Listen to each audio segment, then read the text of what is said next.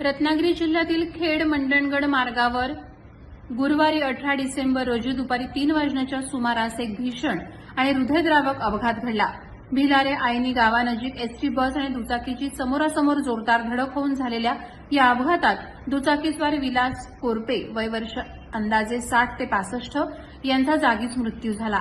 या घटनेमुळे संपूर्ण परिसरात शोककळा पसरली असून खेड मंडणगड मार्गावरील रस्ते सुरक्षेचा प्रश्न पुन्हा एकदा ऐरणीवर आलाय.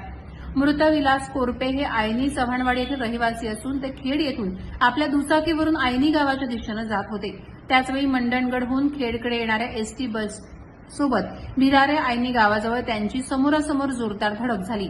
ही धडक इतकी तीव्र होती की दुचाकीचा पूर्णपणे चक्काचूर झाला तर एसटी बसचंही मोठ्या प्रमाणात नुकसान झालं. अपघाताच्या तीव्रतेमुळे विलास कोरपे यांचा हा घटनास्थळी दुर्दैवी मृत्यू झाला. या अपघाताची माहिती मिळताच स्वामी नरेंद्राचार्य महाराज संस्थानची रुग्णवाहिका तात्काळ घटनास्थळी दाखल झाली. तसंच स्थानिक नागरिकांनीही मदतीसाठी धाव घेतली. मात्र तोपर्यंत विलास कोरपे यांचा मृत्यू झाला होता. या घटनेनंतर काही काळ खेड मंडणगड मार्गावरील वाहतूक पूर्णपणे विस्कळीत झाली होती. खेड पोलिसांनी घटनास्थळी तातडीनं धाव घेत पंचनामा केला, मृतदेह ताब्यात घेतला आणि वाहतूक सुरळीत केली.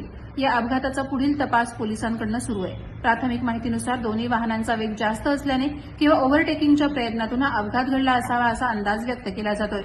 प्रहार डिजिटलसाठी राकेश कोळी, खेड.